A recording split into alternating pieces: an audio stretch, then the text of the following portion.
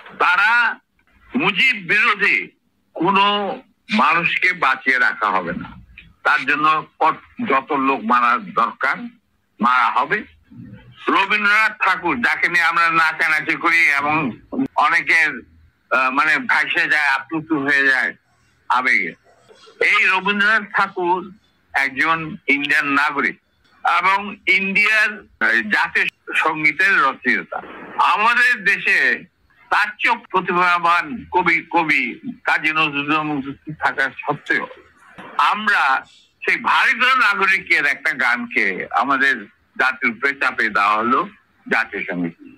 পৃথিবীর ইতিহাসে এমন কোন নজির আর দ্বিতীয়টা আছে বলে আমি মনে করি না। কেন বাংলাদেশে নজরুল ইসলামকে আমরা জাতীয় কবি আখ্যা দিয়ে থাকি? আসসালামু আলাইকুম। ওয়ালাইকুম আসসালাম রাহমাতুল্লাহ। আপনাদেরকে গতকালকে যেমনটি ঘোষণা দিয়েছিলাম, সেই ঘোষণায় আমি কারো নাম বলিনি আজকে কে লাইভে আসবে। তারপরেও আপনারা ফেসবুক, ইউটিউব যত জায়গায় আমি পোস্ট করেছি সব জায়গায় মনে করেছেন যে মেজর ডালিম নামে আমরা যাকে চিনি, লেফটেন্যান্ট কর্নেল ডালিম বীর উত্তম, তিনি আমাদের সাথে উপস্থিত আছেন। আমি এই আপনারা সারা দেশের মানুষ যে অধীর আগ্রহ নিয়ে অপেক্ষা করছেন, আমি আপনাদের এই আগ্রহের সেই সময়টা আর বাড়াতে দিতে চাই না। আমাদের এই জাতির সূর্য সন্তান, যিনি আপনারা 2024 সালের স্বাধীনতা দেখেছেন, 1975 সালের যে স্বাধীনতা, সেই স্বাধীনতা এনে দিয়েছিলেন আপনারা যে মানুষটিকে দেখছেন, সেই মানুষটি জনাব মেজর ডালিম। আমি আপনাকে মেজর ডালিম বলেই চিনি, কারণ আপনার জীবনের সবচেয়ে যে পুণ্যের কাজটি করেছিলেন সেটা মেজর ডালিম হিসেবেই করেছিলেন, যে কারণে আপনাকে আমরা মেজর ডালিম হিসেবেই ডাকতে স্বাচ্ছন্দ্য বোধ করি। আপনি জাতিকে অ্যাড্রেস করতে পারেন। ধন্যবাদ।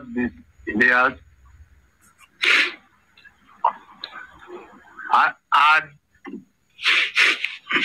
অনেক বছর পর দেশবাসীকে আমার তরফ থেকে, বিশেষ করে নতুন প্রজন্মের ছাত্র জনতা যারা ফ্যাসিবাদ বিরোধী আন্দোলনে আংশিক বিজয় অর্জন করেছেন, তাদেরকে আমি অভিনন্দন জানাই, সাথে লাল সালাম জানাচ্ছি। তবে বিপ্লব একটা সমাজে, যে কোনো রাষ্ট্রে একটি চলমান প্রক্রিয়া। সেই অর্থে তাদের বিজয় কিন্তু এখনো পুরোপুরি ভাবে অর্জিত হয়নি। তার জন্য আরো সংগ্রামের প্রয়োজন। পুরোপুরি ভাবে অর্জন করার পর তাদের এমন একটা অবস্থানে থাকতে হবে যেখান থেকে তারা নীতি নির্ধারণ করতে পারবে। তাদের যে ইচ্ছা, চাহিদা, প্রত্যাশা, যার সাথে জনগণের প্রত্যাশা চাহিদা মিল রয়েছে, সেটা বাস্তবায়ন করার দায়িত্বটাও কিন্তু তাদের নিজেদেরই করতে হবে। তাদের দায়িত্ব অন্য কোনো মানুষ এসে করে দেবে না। সে যত বড় স্কলারই হোক, যতগুলি মেডেলের অধিকারী হোক, আমার দীর্ঘ জীবনের অভিজ্ঞতা বলে যে বিপ্লবী যে লক্ষ্য থাকে, সেই লক্ষ্য একমাত্র বিপ্লবীরাই সাধন করতে পারে, অর্জন করতে পারে। সেই জন্য তোমাদেরকে এখনই ঘুমিয়ে পড়ার সময় আসছে, ঘুমিয়ে পড়লে চলবে না, সজাগ থাকতে হবে। আগামী দিনে যত কঠিন সংগ্রামই হোক, সেই সংগ্রামে আল্লাহর উপর ভরসা করে তোমাদের যুদ্ধে ময়দানে পাথরের মতো, ইস্পাতের মতো লৌহ কঠিন প্রত্যয় নিয়ে দাঁড়াতে হবে যে আমরা এই সংগ্রামে জিতবই। বিপ্লবকে সফল করব এবং জনগণ এবং তোমাদের যে আশা আকাঙ্ক্ষা একটা সুখী সমৃদ্ধ বাংলাদেশ গড়ে তোলা, এই ভারতীয় সম্প্রসারণবাদী হিন্দুত্ববাদী ভারত যার কবজায় আমরা প্রায় চলে গিয়েছি, সেই অবস্থান থেকে সেই ৭১ মতো আরেকটি স্বাধীনতা আমাদের অর্জন করতে হবে। তা না হলে তোমাদের বিপ্লব ব্যর্থতাই পর্যবেসিত। আমি এর বেশি কিছু আর বলতে চাই না। স্যার, সরাসরি মানুষ এই 50 বছর যে প্রশ্নটা আপনাকে করার জন্য অপেক্ষায় আছে আমি মনে করি, 75 কেন হয়েছিল স্যার? ইলিয়াস, 75-এ তোমার কি বয়স ছিল আমি জানি না, তবে আমার জন্ম হয় নাই স্যার। হ্যাঁ, তবে 75-এ যে মুজিব 70-এর ইলেকশনের সময় 72-এর আগে, মানে 71-এর মুক্তি সংগ্রাম শুরু হওয়ার আগে ছিল, তার চরিত্র ছিল এক ভিন্ন প্রকৃতি। তিনি বাঙালি জাতীয়তাবাদের সংগ্রামে যথেষ্ট অবদান রেখেছেন। কিন্তু স্বাধীনতা যখন পাকিস্তান আর্মি 25-26 রাতে মানে বাঙালিদের উপর, নিরীহ বাঙালিদের উপর শেখ সন্ত্রাসবাদ, অ্যাট্রোসিটি বলো, জেনোসাইড বলো চালালো, এবং যাতে লক্ষ লক্ষ হাজার হাজার শিশু, নারী, পুরুষ প্রাণ হারালো, ছাত্র জনতা কোনো কারণ ছাড়া। তারপর তখন সেই অবস্থায় আমাদের দেশে তথাকথিত বড় বড় জাতীয় নেতারা বিভিন্ন দলের, তাদেরকে কিন্তু কাউকে খুঁজে পাওয়া গেল না। তারা তখন তাদের নিজেদের জীবন বাঁচিয়ে যার যার মতো জায়গায় চলে গেলেন। মুজিব স্বয়ং পাকিস্তান আর্মির কাছে ধরা দিলেন এবং তাদের সাথে একটা বন্দোবস্ত করে তার পরিবারের ভরণ পোষণের দায়িত্ব আর্মির হাতে তুলে দিয়ে তিনি পাকিস্তানে পাড়ি জমান। ডাক্তার কামাল হোসেনের সঙ্গে যিনি ছিল major via media between Mujib and the army junta.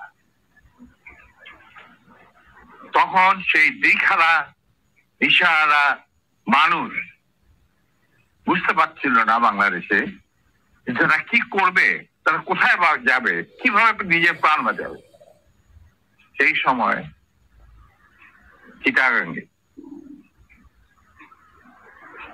থেকে ভেসে আসলো মেজর জিয়া স্বাধীনতার ডাক। আমি তখন পাকিস্তানে চাকরিরত অবস্থা। সেই ডাকে লোক, দেশের লোক একটা আলোর রশ্মি দেখলো যে হ্যাঁ, আমাদের যুদ্ধে আমাদেরকে এইভাবে মরণের হাত থেকে বাঁচার জন্য আমাদেরকে যুদ্ধ করতে হবে। Simple is that. আর সমস্ত দেশে সর্বপরিসরে লোক বিদ্রোহ সেই মুক্তিযুদ্ধ সংগ্রামে ডাকে সাড়া দিয়ে মুক্তিযুদ্ধ গড়ে তুলবে। আমরাও এখানে বসে থাকুন না, যারা পেরেছি, যাদের সাহস ছিল, যাদের দেশপ্রেম ছিল, যারা পাকিস্তানের আর্মি জান্তাদের নির্যাতন, নিষ্পেষণ, বৈষম্যমূলক আচরণের বিরুদ্ধে জানা ছিল, তারাও সেই সংগ্রামে যোগ দেন। অনেকেই পালিয়ে এসে জীবনের ঝুঁকি নিয়ে। আমি ছিলাম তাদের মধ্যে সর্বপ্রথম গ্রুপ লিডার, যে আরো দুজন আমার সাথীকে নিয়ে আমি এসে যুদ্ধে যোগ দেই। কোন বিবেকবান বাঙালি তখন যারা পাকিস্তানে চাকরি করতেন তাদের পক্ষে নিশ্চুপ বসে থাকা সম্ভব ছিল না। তবে এটাও ঠিক, অনেকেই ঠিক বুঝতে পারছিল না যে কি হচ্ছে কি।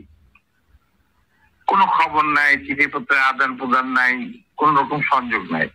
বিদেশি মিডিয়া ভয়েস অফ আমেরিকা, তারপরে BBC, radio Australia, radio India, এই সমস্ত ওখান থেকে যাচ্ছি জানা যাচ্ছিল ওটা সম্পূর্ণভাবে বিশ্বাসযোগ্য ছিল না। তারা তাদের মতো করে বলতে থাকে এবং আমরা শুনতে থাকি। তাই অনেকেই ঝুঁকি নিতে রাজি ছিলেন না। আর একটা সমস্যা ছিল, অনেকেই পরিবার সহকারে থাকতেন পুষ্টিপাঠিত, এবং বউ বাচ্চা নিয়ে তো আর পালিয়ে যাওয়া সম্ভব না সবার পক্ষে। কিন্তু আমি ছিলাম তখন ব্যাচেলার। আমার সাথে দুইজন সাহসী সহযোদ্ধা চলে আসে আমার ডাকে। তারা ছিলেন কর্নেল নূর চৌধুরী, তখন লেফটেন্যান্ট নূর চৌধুরী, আর লেফটেন্যান্ট মতিউর রহমান, পরে দুজনই কর্নেল এবং রাষ্ট্রপতি, একজন মানে নূর রাষ্ট্রপতি।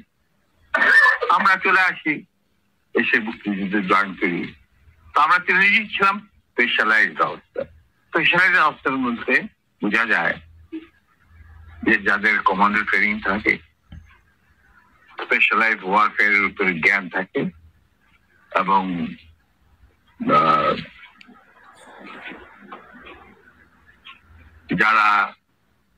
যাদের ইন্টেলিজেন্স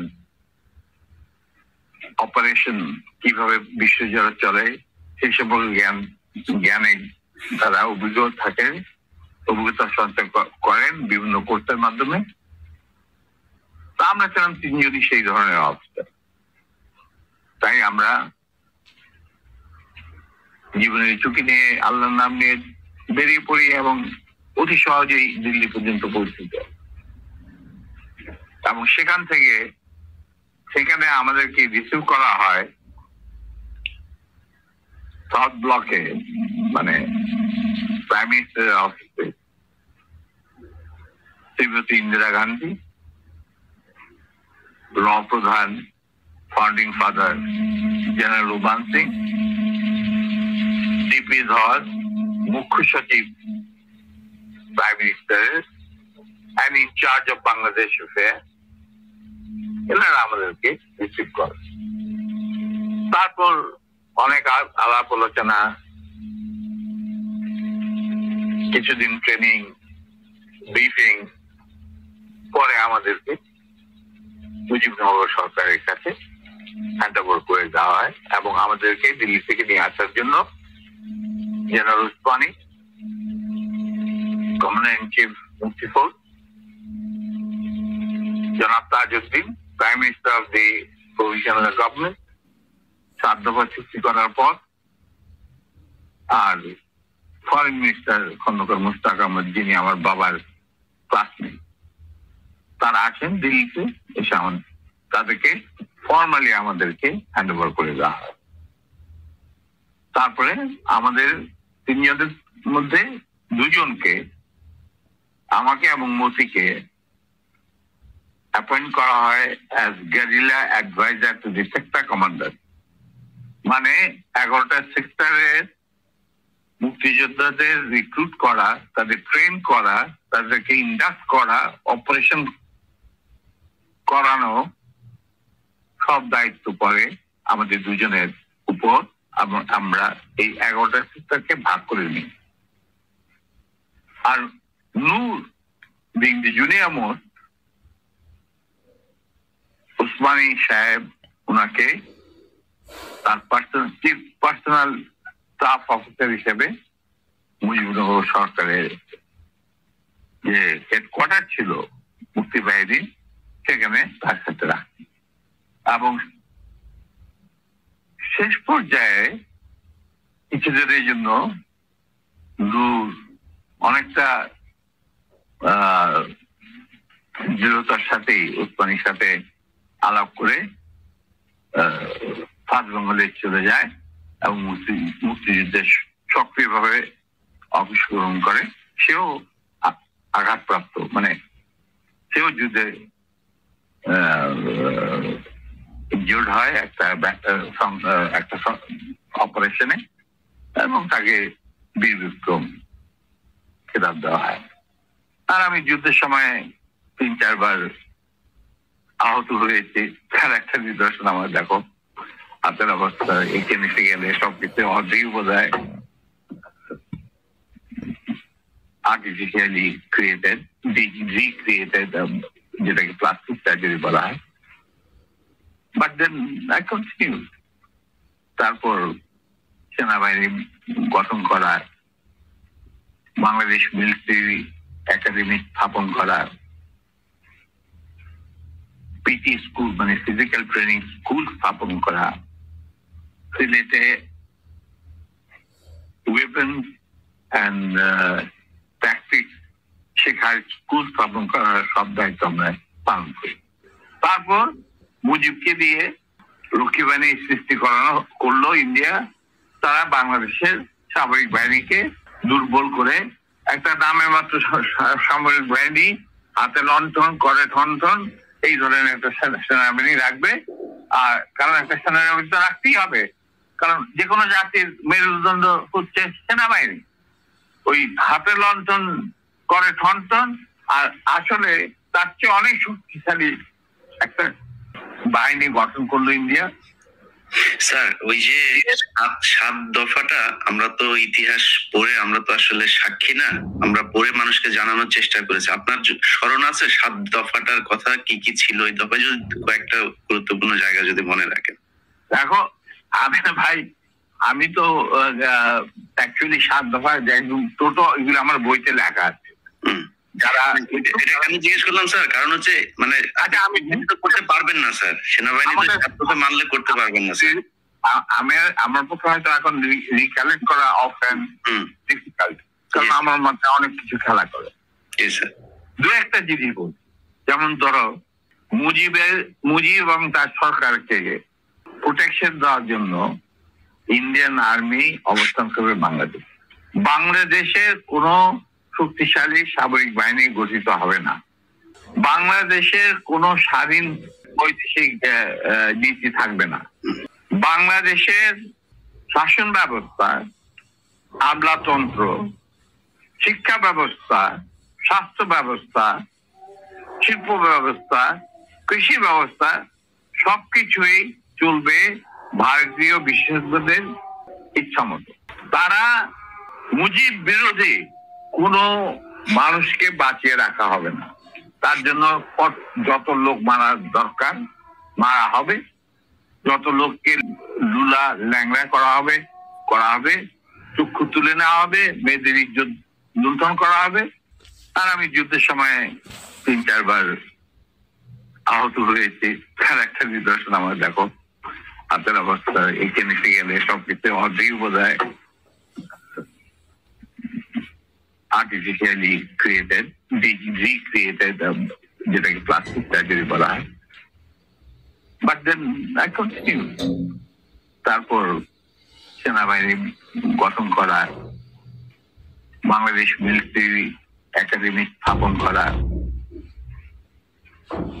পিটি স্কুল মানে ফিজিক্যাল ট্রেনিং স্কুল স্থাপন করা, সিলেটে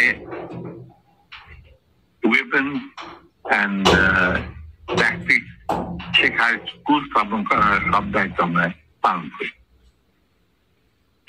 এর সাথে সাথে চলে রিক্রুটমেন্ট ফর আর্মি, যে 5টা ব্রিগেডের প্র্যাকটিস দিয়েছিল মুজিব। এই ব্রিগেড 5টা এবং বিমান বাহিনী, নৌবাহিনীর জন্য রিক্রুটমেন্টের ইনচার্জ ছিলেন deputy chief of staff Ziaur Rahman. যদিও তিনি সিনিয়র ছিলেন, তাকে তো বানায়নি চিফ, তাকে তো কর্নেল বের করে দিতে চাইছিল, কিন্তু পারেনি, আমাদের জন্যই পারেনি। যাই হোক, ওনার স্টাফ অফিসার হিসেবে দায়িত্ব পড়ে আমার উপর। আর আমি একাই আমার অন্যান্য সহযোদ্ধা কমান্ডারদের লিস্ট ওরা পাঠিয়ে যেত। আমি প্রায় 25,000 প্রাক্তন মুক্তিযোদ্ধা যারা আমাদের আন্ডারে চাকরি করেছে, মানে যুদ্ধ করেছে, তাদেরকে আমি আর্মিতে, এয়ারফোর্সে, মানে ডিফেন্স ফোর্সে, নেভি ইনক্লুডেড নিয়োগ রিক্রুট করি। তারপর চাকরি করতে থাকি, চাকরি চলতে থাকে। এই হচ্ছে আমাদের স্বাধীনতা সংগ্রামের ছোট্ট সিনপসিস। বলো এরপর কি, আর কি জানতে চাও?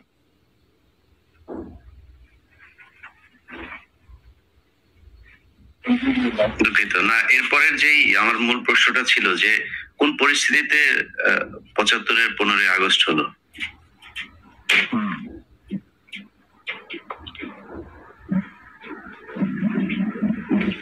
খুবই স্পর্শকাতর প্রশ্ন ইলিয়াস।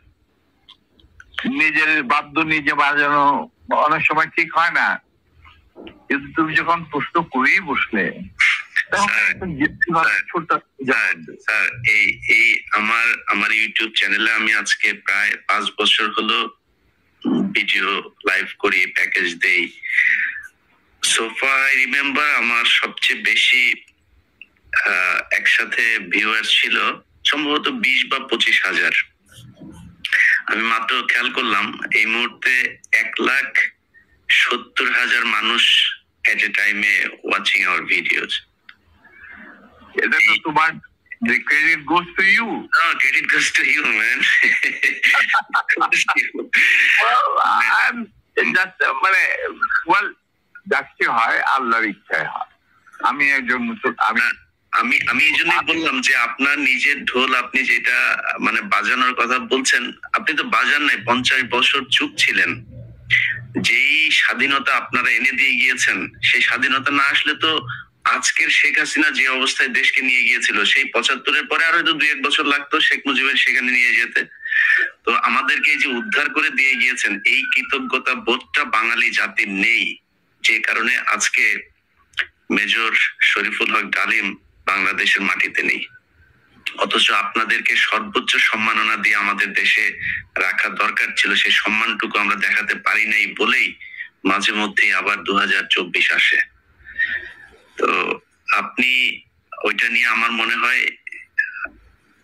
দেরি তো অবশ্যই হয়েছে, কিন্তু আমাদের জানা উচিত। এই জাতি, প্রতিটা মানুষ জানতে চায় কি হয়েছিল 75-এর 15ই আগস্ট। প্রথম কথাটা হচ্ছে যে 15ই আগস্ট কিন্তু কোনো বিচ্ছিন্ন ঘটনা না। এটা সূত্রপাত হয় মুক্তিযুদ্ধ চলাকালীন অবস্থায়। আমরা বুঝতে পেরেছিলাম যে বাংলাদেশের মুক্তিযুদ্ধটা অ্যাকচুয়ালি কাদের ইন্টারেস্টে হচ্ছে, দেখে আমাদের ইন্টারেস্টে হচ্ছে যে আমরা আমাদের যুদ্ধ করে স্বাধীন করব, নাকি এটার পেছনে অন্য কোনো উদ্দেশ্য কাজ করছে।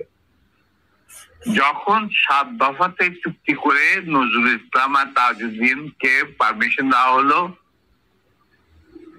To establish provisional government in Calcutta, এই 7টা ক্লজ পড়ে সাইন করার পর, দস্তখত করার পরে নজরুল ইসলাম সাহেব ফিট হয়ে পড়ে গিয়েছিল যে এটা তো একদম একটা দাস খত, যে আমরা ক্রমান্বয়ে ভারতের একটা করদ রাজ্য, তারপরে একটা অঙ্গরাজ্য হিসেবে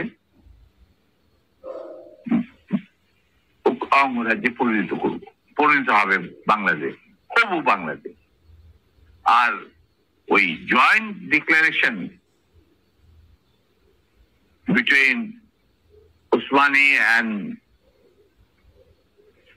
general Manekshaw joint command establish করার পর কথা ছিল যে general Usmani on behalf of Bangladesh government will invite General Manekshaw to come and be present as an auxiliary force commander, সহায়ক শক্তির commanding chief হিসাবে in the Sunday ceremony, but the instrument will be signed by the Mukti Fauj commander in chief who was general Osmani, colonel Osmani. কিন্তু সেটা হতে দেওয়া হলো না। 16ই ডিসেম্বরে যে সারেন্ডার সেরেমনি হলো রেস্ট করতে, সেখানে পরিষ্কার বাংলাদেশের জনগণ দেখতে পেল যে পাকিস্তান আর্মি সারেন্ডার করতে ভারতীয় সেনাবাহিনীর কাছে, এবং সেখানে সাইন করছেন আরোরা ভারতীয় বাহিনীর পক্ষে, আর ওদিকে নিয়াজি পাকিস্তানি আর্মির পক্ষে। সেখানে মুক্তিযোদ্ধারা কোথায়? আমরা পরে থাকলাম ঝাড়ুদার হিসেবে ইন্ডিয়ান আর্মি রাস্তা পরিষ্কার করে দেওয়ার কাজে, বনে বাজারে। আমাদের কি কোনো শহর গঞ্জে ঢোকার পারমিশন দিল না মুজিব সরকার, আমাদের তাজউদ্দিনের সরকার, আওয়ামী লীগ সরকার। সেই অবস্থায় কি প্রমাণিত, এটা এই ঘটনায় কি প্রমাণিত হলো? ইন্ডিয়া প্রমাণ করলো সারা বিশ্বে যে বাংলাদেশ এর জনগণ নিজেরা যুদ্ধ করে দেশ স্বাধীন করেনি। বাংলাদেশ নামক একটি রাষ্ট্র প্রিমেচুরলি জন্ম দেওয়া হয়েছে as an outcome of Indo-Pakistan war, যেখানে ইন্ডিয়া জিতেছে। এই তো হলো ইতিহাসের শুরু। তারপর মুজিবকে যখন ছাড়া হলো, সে তো কিছুই জানতো না যে দেশ স্বাধীন হয়েছে, কোন মুক্তি ফৌজ বলে কিছু ছিল, হাজার হাজার লোক দেশ বিচ্যুত হয়েছে, প্রাণ হারিয়েছে, কি জানতো? সে তাকে যখন ছেড়ে দেওয়া হলো, তখন ইন্দিরা গান্ধী তাকে পাকিস্তানে ফোন করে বলল যে, ফোন করলো মুজিব, ফোন করে বলল যে আমি দেশে ফিরে যাচ্ছি। তখন ইন্দিরা গান্ধী বলল, যাওয়ার আগে আপনার সাথে দেখা করে আমি আপনাকে কৃতজ্ঞতা জানতে চাই। তো তখন ইন্দিরা গান্ধী বললো, কৃতজ্ঞতা জানাবেন, আপনি ফোন না করলে আমি আপনাকে ফোন করতাম, আপনাকে ঢাকায় সত্যি আপনি যাবেন তো, আপনি নয়াদিল্লি হয়ে যেতাম। মুজিব সেটাই করলেন, তিনি চলে গেলেন নয়াদিল্লি, লন্ডন হয়ে। সেখানে কি হলো, যে 7 দফা চুক্তিতে সাইন করার পর প্রবাসী সরকার গঠন করেছিল তাজউদ্দিন আর নজরুল ইসলাম, সেই আওয়ামী লীগ বাংলাদেশে ক্ষমতা গ্রহণ করলো সারেন্ডারের পর। ওই 7 দফা ভিত্তিতে, এবং সেই 7 দফাতে মুজিব স্বাক্ষর দেওয়ার পর ফিরে গিয়ে তিনি ক্ষমতা নিজে হাতে নিয়ে নিলেন। তাজউদ্দিনকে বললো, তাজউদ্দিন তুমি প্রাইম মিনিস্টার থাকবে না, আমি হোম প্রাইম মিনিস্টার। তারপর কি হলো, কোন নির্বাচন নাই, কিছু নাই। ওই 70-এর নির্বাচনের সুবাদে তারা ইন্ডিয়ার 4 স্তম্ভ ডুপ্লিকেট বাংলাদেশে ইম্পোর্ট করে তার উপরে একটা সংগঠন বানালো, হুবহু এক। শুধু তাই না, রবীন্দ্রনাথ ঠাকুর, যাকে নিয়ে আমরা নাচানাচি করি এবং অনেকের মানে ভাসে যায়, আপ্লুত হয়ে যায় আবেগে, এই রবীন্দ্রনাথ ঠাকুর একজন ইন্ডিয়ান নাগরিক এবং ইন্ডিয়ার জাতীয় সঙ্গীতের রচয়িতা। আমাদের দেশে তার চেয়েও প্রতিভাবান কবি কাজী নজরুল থাকার সত্ত্বেও আমরা সেই ভারতীয় নাগরিকের একটা গানকে আমাদের জাতির উপরে চাপে দেওয়া হলো জাতীয় সঙ্গীত। পৃথিবীর ইতিহাসে এমন কোন নজির আর দ্বিতীয়টা আছে বলে আমি মনে করি না। কেন কোন বাংলাদেশে যদি নজরুল ইসলামকে আমরা জাতীয় কবি আখ্যা দিয়ে থাকি, তাহলে নজরুল ইসলামের গান কেন হলো না? বা অন্য কারো গান হতে পারতো জাতীয় সঙ্গীত। ভালো ভালো কবি সাহিত্যিক ছিলেন আমাদের দেশে, কিন্তু পৃথিবীর ইতিহাসে কোথাও নাই যে বিদেশি এক নাগরিকে যে নাকি তার দেশের জাতীয় সঙ্গীত রচনা করেছে এবং আমাদের শুদ্ধ স্বাধীন বাংলাদেশে এসেও আমাদের জাতীয় সঙ্গীত রচনা করতে হবে। কি ধরনের কথা? That means you have nothing in your hand. তারপর মুজিবকে দিয়ে রক্ষী বাহিনী সৃষ্টি করলো ইন্ডিয়া। তারা বাংলাদেশের সামরিক বাহিনীকে দুর্বল করে একটা নামে মাত্র সামরিক বাহিনী, হাতে লণ্ঠন করে ঠনঠন, এই ধরনের একটা সেনাবাহিনী রাখবে। আর কারণ একটা সেনাবাহিনী তো রাখতেই হবে, কারণ যে কোনো জাতির মেরুদণ্ড হচ্ছে সেনাবাহিনী। ওই হাতে লণ্ঠন করে ঠনঠন, আর আসলে তার চেয়ে অনেক শক্তিশালী একটা বাহিনী গঠন করলো ইন্ডিয়া। স্যার, ওই যে 7 দফাটা আমরা তো ইতিহাস পড়ে, আমরা তো আসলে সাক্ষী না, আমরা পড়ে মানুষকে জানানোর চেষ্টা করেছি। আপনার স্মরণ আছে 7 দফাটার কথা কি কি ছিল? ওই দফায় যদি কয়েকটা গুরুত্বপূর্ণ জায়গা যদি মনে রাখেন। দেখো ভাই, আমি তো অ্যাকচুয়ালি 7 দফা টোটো এগুলো আমার বইতে লেখা আছে। যারা এটা কেন জিজ্ঞেস করলাম স্যার, কারণ হচ্ছে মানে আচ্ছা, আমি করতে পারবেন না স্যার, সেনাবাহিনী মানলে করতে পারবেন না স্যার। আমার পক্ষে হয়তো এখন রিকালেক্ট করা অফেন ডিফিকাল্ট, কারণ আমার মাথায় অনেক কিছু খেলা করে। দু একটা জিনিস বল, যেমন ধরো মুজিব এবং তার সরকারকে প্রোটেকশন দেওয়ার জন্য ইন্ডিয়ান আর্মি অবস্থান করবে বাংলাদেশ। বাংলাদেশের কোন শক্তিশালী সামরিক বাহিনী গঠিত হবে না। বাংলাদেশের কোন স্বাধীন বৈদেশিক নীতি থাকবে না। বাংলাদেশের শাসন ব্যবস্থা, আমলাতন্ত্র, শিক্ষা ব্যবস্থা, স্বাস্থ্য ব্যবস্থা, শিল্প ব্যবস্থা, কৃষি ব্যবস্থা সবকিছুই চলবে ভারতীয় বিশেষজ্ঞদের ইচ্ছা মতো।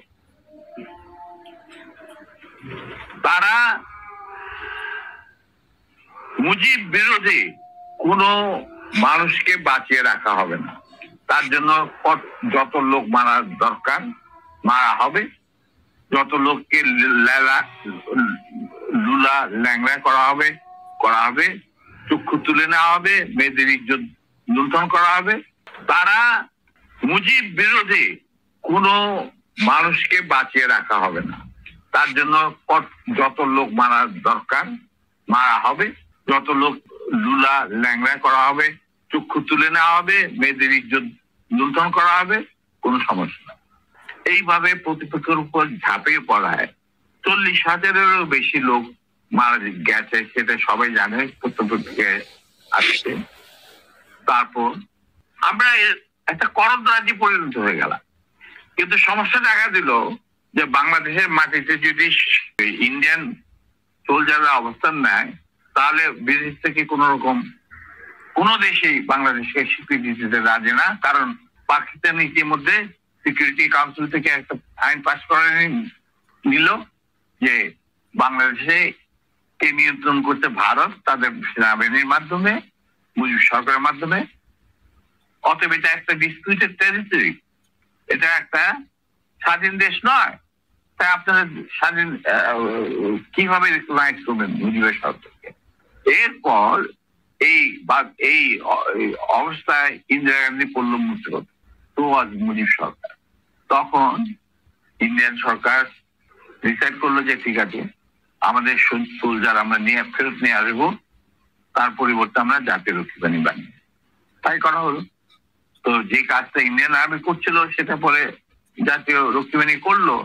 আর কি ধরনের অত্যাচার, অবিচার, কি কি ধরনের মানে হত্যাযজ্ঞ, গুম খুন এবং অনাচার অবিচার মুজিব সরকার করছিল, সেটা খতিয়ান তো তুমি আমার থেকে ভালো জানবে। অনেকে এই বিষয়ে লিখেছেন, সাহসী যারা তারা লিখে গেছেন, আমিও কিছুটা লিখেছি। সেখানেই শেষ হলো না। তারপর দেখা গেল যে সেই সুতিগার থেকে মুজিব কায়েম করলেন একদলীয় এক ন্যায়কত্ব স্বৈরাচার শাসন বাদশাহ, এবং নিজেকে তিনি আজীবন রাষ্ট্রপতি হিসেবে ঘোষণা দেবেন সিদ্ধান্ত না হল। এই বাকশালের মেম্বার সবাই। সেই বাকশাল করার পর মুজিবের শক্তি বেড়ে গেল, তার নিষ্ঠুরতা এমন অসহনীয় পর্যায়ে চলে গেল। ইলিয়াস লুটপাট, মার ধর, চোরাচালান, নকল টাকা ছাপানো ভারত থেকে, এই সমস্ত মানে একটা আমাদের মনে অস্তিত্বই এমন অবস্থায় গিয়ে থাকলো যে মানুষ একদিন মুজিবের জন্য দোয়া করেছিল যে আল্লাহ এই মুজিব আমাদের চোখের মনি, আমাদের বাঁচাবে, দেশকে স্বাধীন করবে, বাঙালিদের ন্যায্য অধিকার আদায় করবে। সেই মুজিবের জন্য লোকজন আল্লাহর কাছে দোয়া চাচ্ছিল যে আল্লাহ আমাদের আজাদ দাও, নমরুদের হাত থেকে আজাদ দাও, আমরা শেষ মরে যাচ্ছি, সব কোথাও কোনো কেউ নেই প্রতিবাদ করা। কিন্তু আমরা যারা সেনাবাহিনীতে তখন ছিলাম, যারা দেশপ্রেমী যোদ্ধা, তারা ঠিক মেনে নিতে পারেনি। কিভাবে তারা মেনে নিতে পারেনি পাকিস্তানের জান্তাদের অবিচার এবং দুরাচার। এরই পরিপ্রেক্ষিতে তাদের নেতৃত্বে সংগঠিত হয় একটা সেনা বিপ্লব। অনেকে বলে মুজিবকে মারা হলো কেন?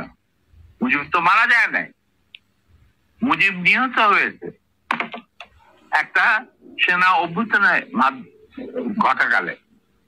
সেনা অভ্যুত্থান তো আর খালে আছে মার্বেল খেলা না, ওখানে দুই পক্ষ থেকেই গোলাগুলি হয় এবং হতাহত হয় দুই পক্ষে।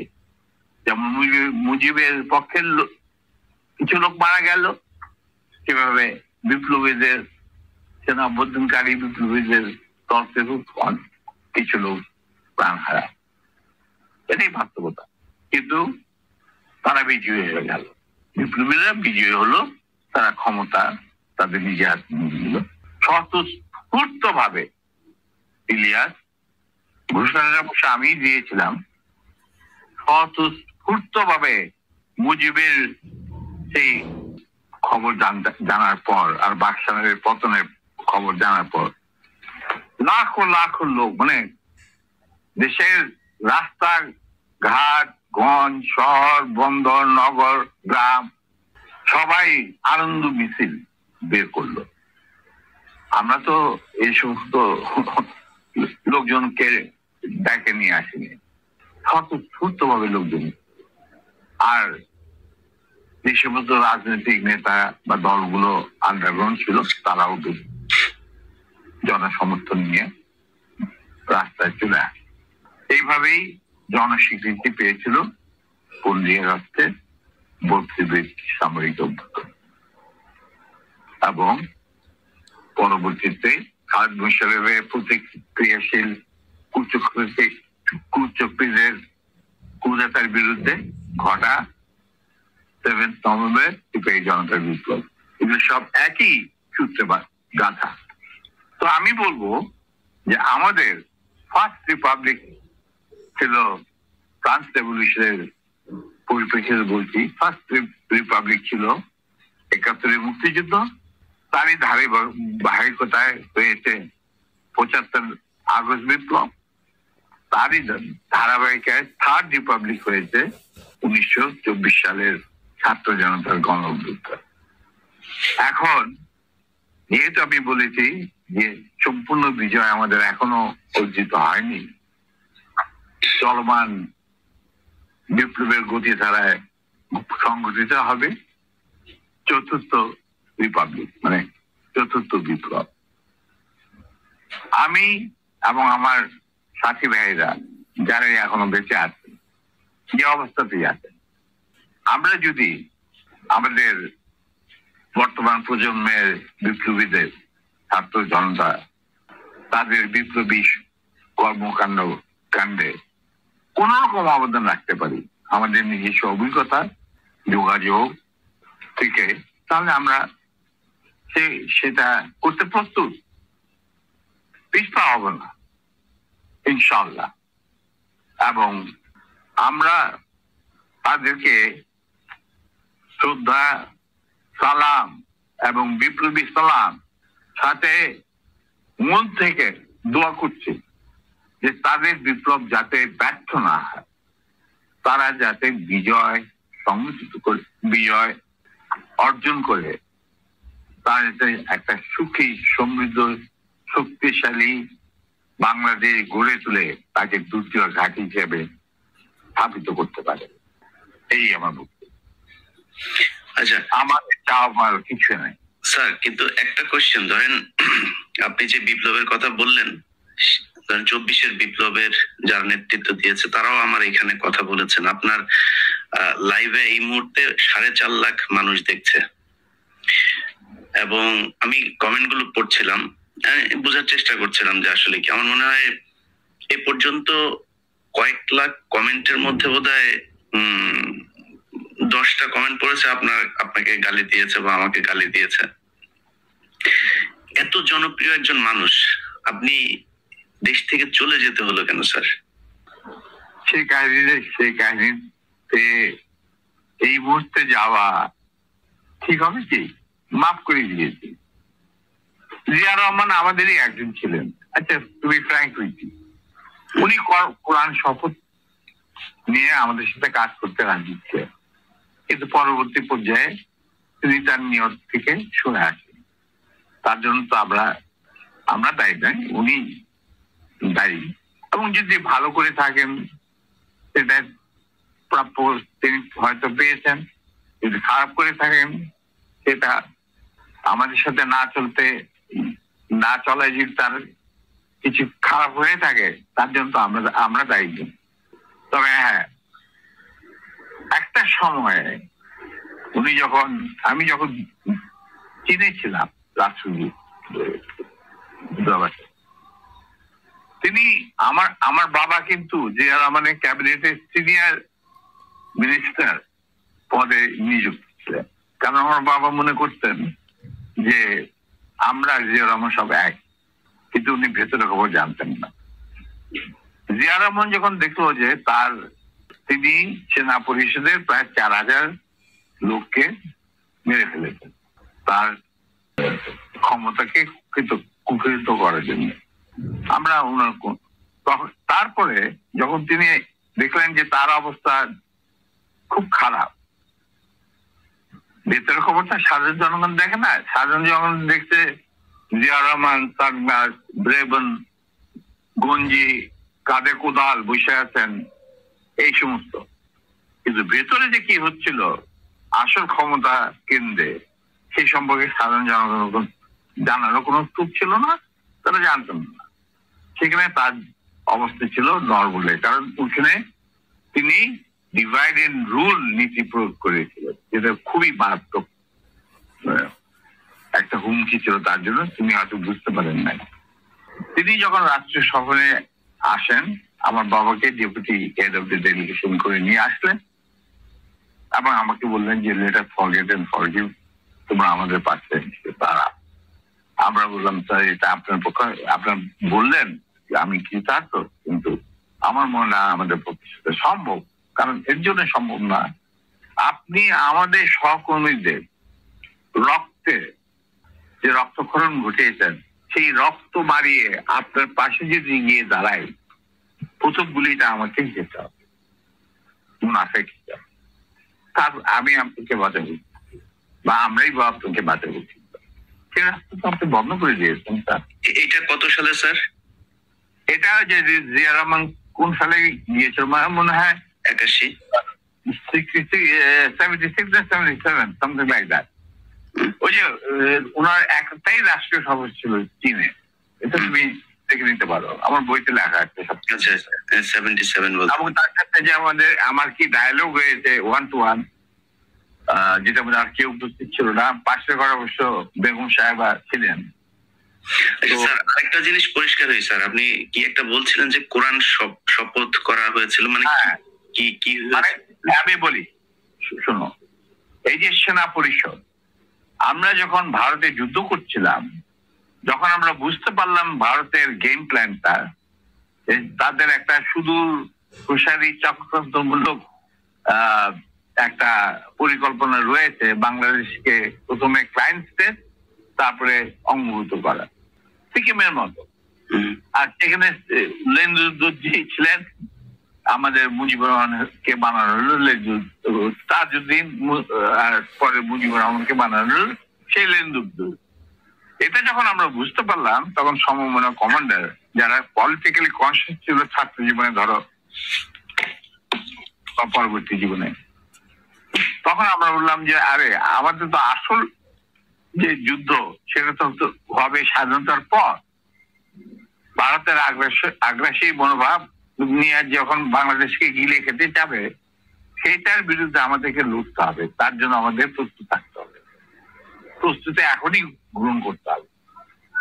তখন আমরা ওই মুক্তিযুদ্ধের আড়ালে আমরা সেনা পরিষদের বীজ বপন করি। তো তোমার মনে থাকার কথা, যদিও Zia Rahman declaration of independence দিয়েছিল, প্রথমে তিনি নিজেকেই অস্থায়ী সরকারের প্রধান হিসাবে দাবি করেছিল, মানে ভাষণে বলেছিলেন। পরে তারা মুজিব বিরোধী কোনো মানুষকে বাঁচিয়ে রাখা হবে না, তার জন্য যত লোক মারা দরকার মারা হবে, যত লোক লুলা ল্যাংড়া করা হবে, চক্ষু তুলে নেওয়া হবে, মেয়েদের ইজ্জত লুণ্ঠন করা হবে, কোনো সমস্যা না। এইভাবে প্রতিপক্ষের উপর ঝাঁপিয়ে পড়ায় 40,000-এরও বেশি লোক মারা গেছে, সেটা সবাই জানে, প্রতিপক্ষে আসছে। তারপর আমরা একটা করদ রাজ্যে পরিণত হয়ে গেলাম। কিন্তু সমস্যা দেখা দিল যে বাংলাদেশের মাটিতে যদি ইন্ডিয়ান সোলজাররা অবস্থান নেয়, তাহলে বিদেশ থেকে কোন রকম কোন দেশেই বাংলাদেশকে স্বীকৃতি দিতে রাজি না। কারণ পাকিস্তান ইতিমধ্যে সিকিউরিটি কাউন্সিল থেকে একটা আইন পাস করে নিল যে বাংলাদেশে কে নিয়ন্ত্রণ করতে ভারত, তাদের সেনাবাহিনীর মাধ্যমে, মুজিব সরকারের মাধ্যমে। অতএব এটা একটা ডিসপিউটেড টেরিটরি, এটা একটা স্বাধীন দেশ নয়। তাই আপনারা স্বাধীন কিভাবে রিকগনাইজ করবেন মুজিবের সরকারকে? এরপর এই অবস্থায় ইন্দিরা গান্ধী পড়ল মুক্তিপদ, তো আজ মুজিব সরকার। তখন ইন্ডিয়ান সরকার ডিসাইড করলো যে ঠিক আছে, আমাদের সোলজার আমরা ফেরত নিয়ে আসবো, তার পরিবর্তে আমরা জাতীয় রক্ষী বাহিনী বানিয়ে, তাই করা হলো। তো যে কাজটা ইন্ডিয়ান আর্মি করছিল সেটা পরে জাতীয় রক্ষী বাহিনী করলো। আর কি ধরনের অত্যাচার, অবিচার, কি ধরনের মানে হত্যাযজ্ঞ, গুম, খুন এবং অনাচার, অবিচার মুজিব সরকার করছিল, সেটা খতিয়ান তো তুমি আমার থেকে ভালো জানতো।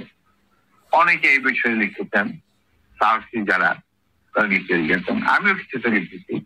সেখানেই শেষ হলো না।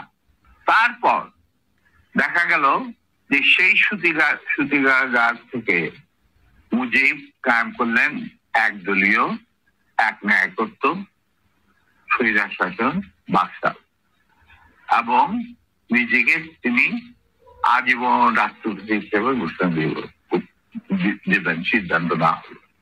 এই বাকশালের মেম্বার সবাই।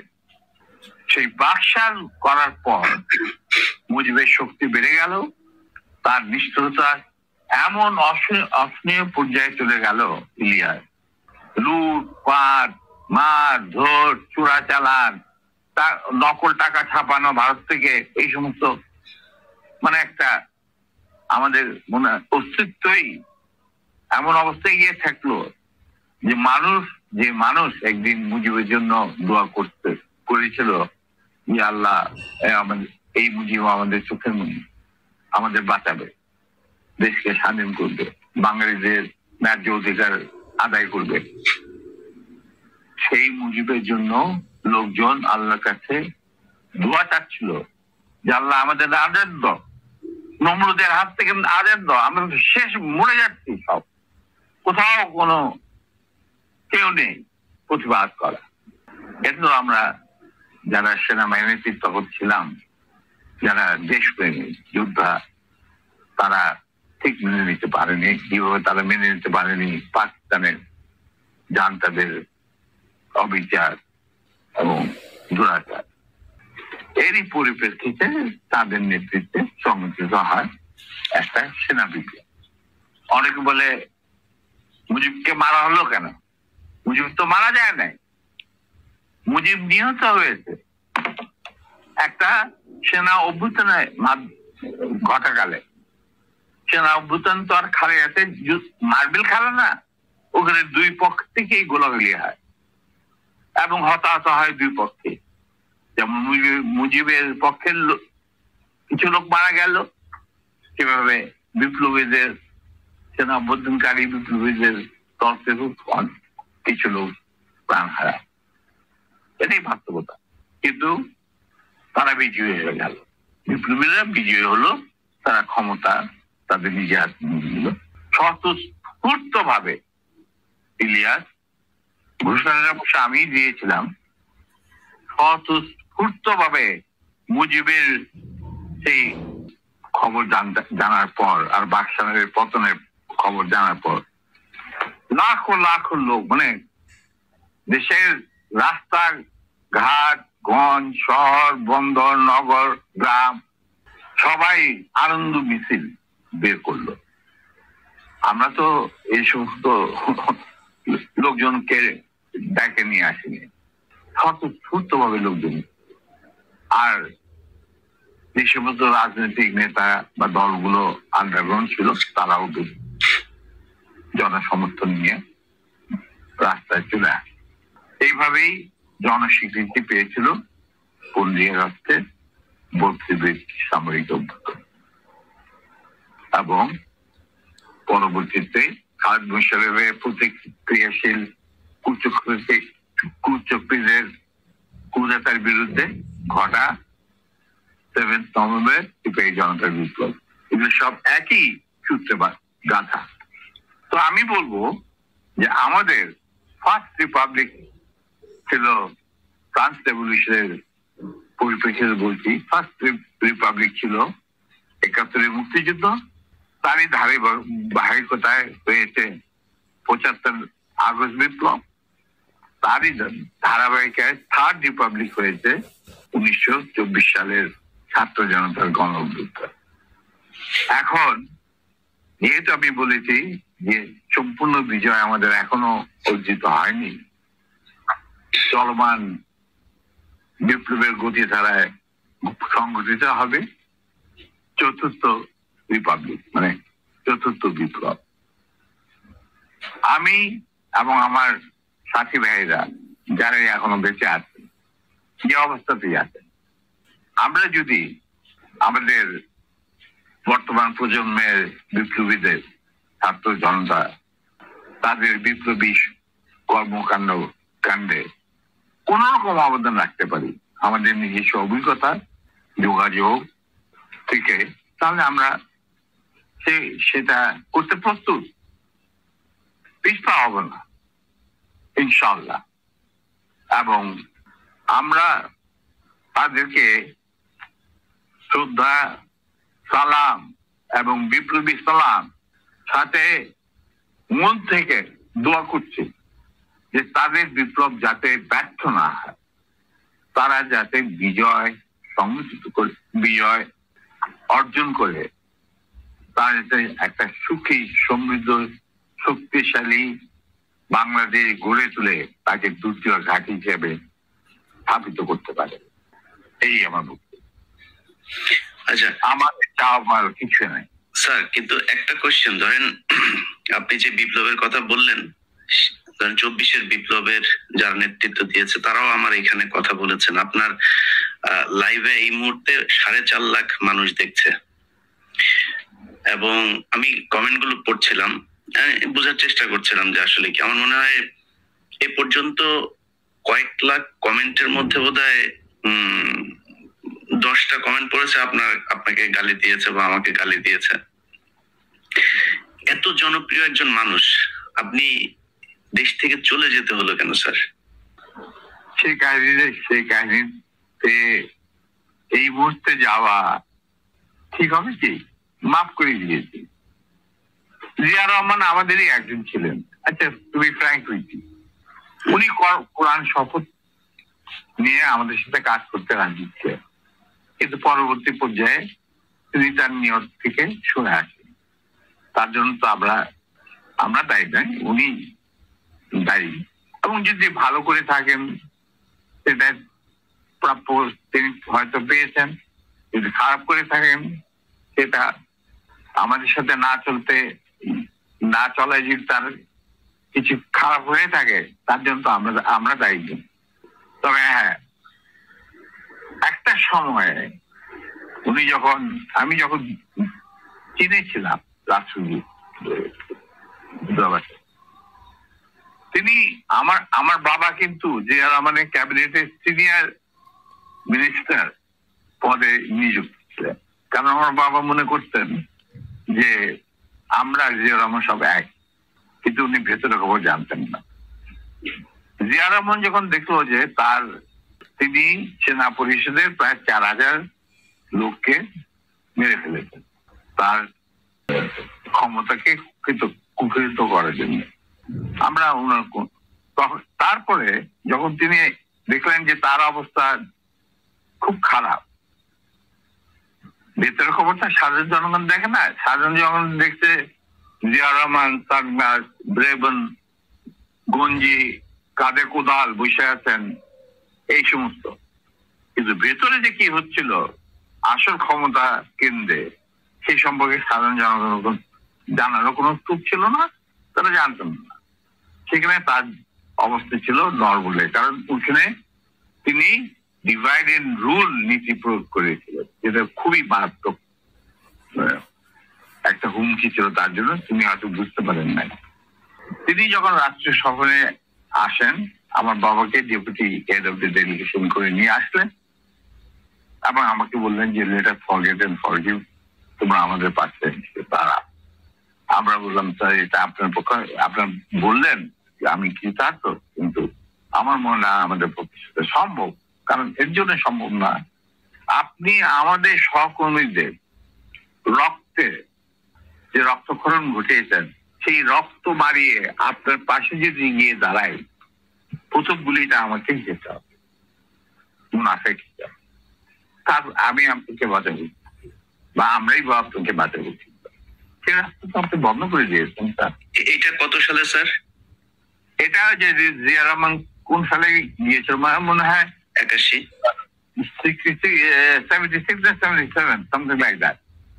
ওই যে ওনার একটাই রাষ্ট্রীয় সভা ছিল চীনে, এটা তুমি দেখে নিতে পারো, আমার বইতে লেখা আছে। আচ্ছা, 77 বলতে। এবং তার সাথে যে আমার কি ডায়ালগ হয়েছে 1-to-1, যেটা মধ্যে আর কেউ উপস্থিত ছিল না, পাশের ঘরে অবশ্য বেগম সাহেবা ছিলেন।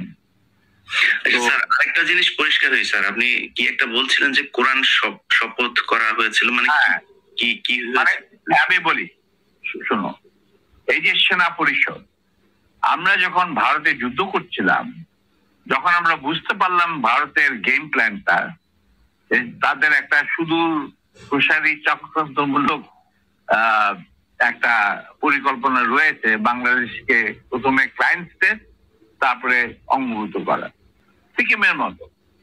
আর সেখানে লেন্দুদ্দোজি ছিলেন, আমাদের মুজিবুর রহমানকে বানানো হলো তাজউদ্দিন, আর পরে মুজিবুর রহমানকে বানানো হলো সেই লেন্দুদ্দোজ। এটা যখন আমরা বুঝতে পারলাম, তখন সমমনা কমান্ডার যারা পলিটিক্যালি কনসিয়াস ছিল ছাত্র জীবনে, ধরো পরবর্তী জীবনে, তখন আমরা বললাম যে আরে আমাদের তো আসল যে যুদ্ধ সেটা তো হবে স্বাধীনতার পর। ভারতের আগ্রাসী মনোভাব নিয়ে যখন বাংলাদেশকে গিলে খেতে যাবে, সেইটার বিরুদ্ধে আমাদেরকে লড়তে হবে। তার জন্য আমাদের প্রস্তুত থাকতে হবে, প্রস্তুতি এখনই গ্রহণ করতে হবে। তখন আমরা ওই মুক্তিযুদ্ধের আড়ালে আমরা সেনা পরিষদের বীজ বপন করি।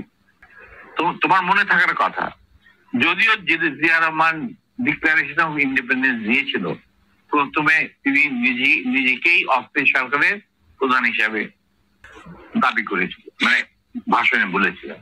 পরে